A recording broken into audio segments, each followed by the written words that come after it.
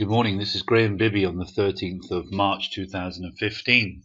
I've got some quite quick update for you today. Market very interesting last night. We start off with a chart of the Nasdaq composite, because that's the market that seems to be directing everything else, even in the US.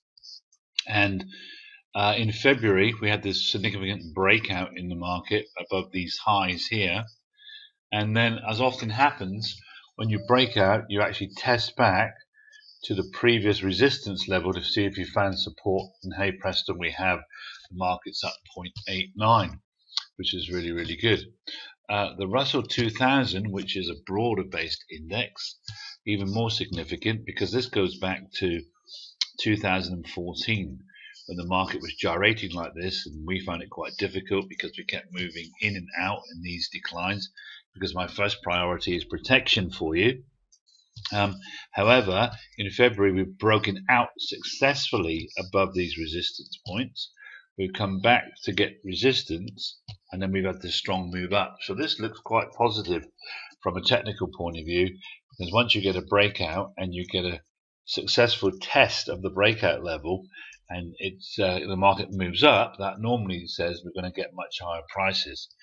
And yesterday, I was very proud to say that out of 26 stocks that my Insiders Club is currently holding, only 4 underperformed the Nasdaq, and that is really because how much they went up before, and 22 have outperformed the Nasdaq, which is really, really, significant. That's 80% of all holdings have outperformed the Nasdaq, which is really, really great.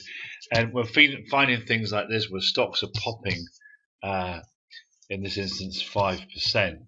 Jazz Pharmaceutical, which has been a bit disappointing, was up 3.2. That's great.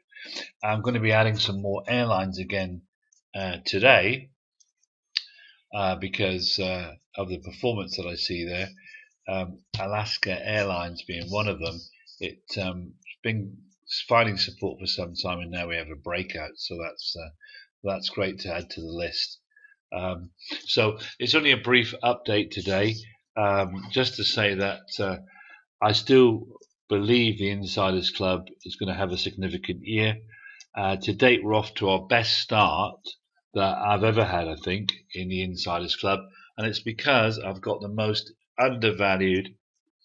That means the stocks, the price you pay, the PE ratio, is very, very cheap to the market, and their earnings, the companies are growing faster than any of the other companies in the average of the S&P 500, some by double, some by treble. So by that very nature, they should outperform. So this is Graham Bibby again. I keep telling you, and we're into well into March, that if you're not in the Insiders Club, you should think about joining. If you are in, you should think about adding.